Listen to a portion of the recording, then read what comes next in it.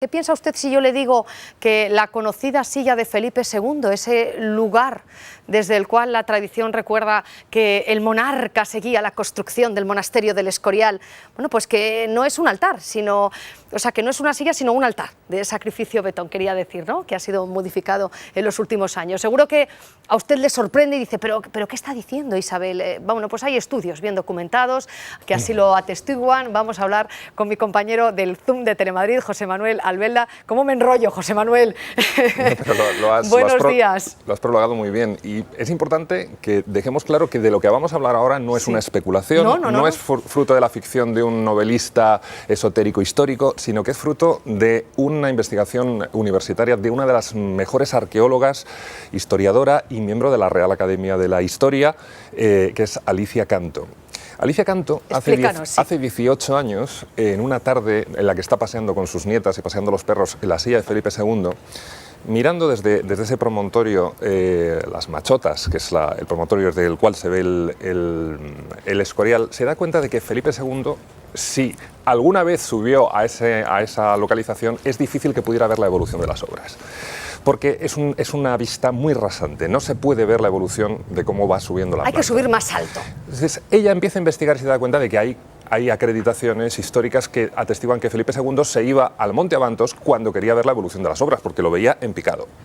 Pero no encuentra ni una sola referencia histórica en ningún sitio que acredite que Felipe II estuvo en la llamada silla de Felipe II. Entonces dice, ¿de dónde parte esta leyenda? Pues parte de un cuadro del siglo XIX de Luis Álvarez Catalá que refleja supuestamente al rey, una ficción, en este caso sí, mirando las obras de la silla. Ese cuadro se transformó después en una de las partes de un billete que fue muy popular en los años, un billete de 100 pesetas, que fue muy popular en los años 20, y así pasó a la iconografía popular, a la imaginería popular. Entonces, si no es la silla de Felipe II, esta epigrafista, insisto, es arqueóloga, empezó a especular qué podía ser. Y se da cuenta de que esta silla tiene, o este enclave, tiene un parecido muy extraño, muy parecido a otros enclaves que han sido altares de la cultura betona, que es un tipo de cultura de un pueblo que estuvo en 3-4 siglos antes de Cristo, en Ávila, que estuvo en Salamanca, que estuvo en Toledo, y que hay otros altares que se dedicaban al sacrificio principalmente de animales, pero también de seres humanos, en Ávila y en Portugal, que se parecen mucho a este enclave de la silla de Felipe II. Sí. Empieza a investigar, y lo que empieza siendo una hipótesis se acaba convirtiendo en tesis cuando descubre, y este es el último resultado de su investigación, que hay una figura antropomorfa al lado de la silla de Felipe II que se reproduce en otras localizaciones celtas. Una figura antropomorfa de un guerrero, mirado desde el frente es un guerrero, mirado desde el lado es un ave rapaz. Toda esta es una zona que los celtas, la cultura celta veneraba porque es una zona llena de robles, el árbol sagrado de los celtas. Es una zona que tenía setas alucinógenas hace 23 siglos por doquier.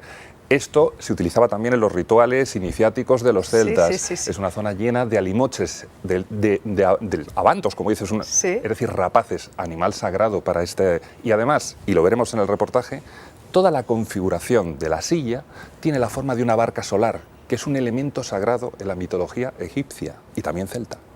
Nos dejas boquiabiertos. Entonces, esto ya no es hipótesis, es tesis universitaria, ha estado confirmado por un montón de investigadores y ya en muchas tesis universitarias la silla de Felipe II, la mal llamada silla de Felipe II, que la seguiremos llamando así, por supuesto. La seguiremos llamando así, me temo. Se considera un altar betón de este pueblo celta donde se hacían sacrificios. Bueno, pues muchas gracias por habernos acompañado y vamos a ver ese vídeo con todo detalle que a mí me tienes fascinada. Venga, vamos a verlo. Cuenta la tradición que el rey Felipe II mandó esculpir una silla en piedra de granito para vigilar las obras de El Escorial. Sin embargo, para Alicia Canto, historiadora y académica, esa es solo una leyenda. Esta catedrática sostiene que no hay ni una sola prueba de que Felipe II se sentara allí. Primero lo que hice fue tratar de encontrar pruebas de que esto era así en el siglo XVI, que ya se supiera, y no las encontré. Y no las encontró porque este billete muy popular el siglo pasado fue el único responsable de que los españoles tengamos en el imaginario colectivo al rey Felipe II en la silla. Allí en la silla dije, caramba, es imposible ver desde aquí las obras del monasterio porque es muy rasante. Cuando él quería ver las obras subía a Abantos. Si un rey se manda a hacer una silla para ver obras donde va a subir mucho, pues hombre, se habría hecho una silla un poco más ancha. Si la silla no era la silla de Felipe II, ¿qué era? Desde hace 18 años, esta experta en epigramas defiende que podríamos estar ante un altar celta donde se hacían sacrificios 4 siglos antes de Cristo. Los hispanos eran muy aficionados a grandes sacrificios de muchas víctimas, caballos, corderos, y también sacrificaban humanos. Los celtas vetones veneraban a una deidad parecida al dios Marte. Habrían erigido este altar precisamente en este valle del Escorial por razones que consideraban mágicas. Primero, es un lugar fronterizo. Todos los lugares fronterizos en la antigüedad están de alguna manera protegidos por dioses. Es un bosque de robles natural. El roble es el árbol más sagrado del mundo céltico. Abantos era un nido de abantos, que son alimoches, rapaces, y las aves de este tipo en el mundo antiguo eran intermediarias entre los hombres y los dioses. En 2015, la profesora Alicia Canto halló más pruebas que confirman su teoría. Al lado de la silla descubrió una roca con una figura antropomorfa. Sería para mí el verdadero centro del complejo sagrado que habría aquí. Cuando uno la ve por un lado, es una cara mal encarada con un brazo en alto, y por el otro, que pones de lado, es una rapaz. Más pruebas de que estas rocas fueron un santuario vetón, su parecido con otros altares célebres. Altares como los de Ulaca en Ávila y Panoias en Portugal, pues entonces me lancé un poco a probar o a encontrar indicios de que pudiera ser eso.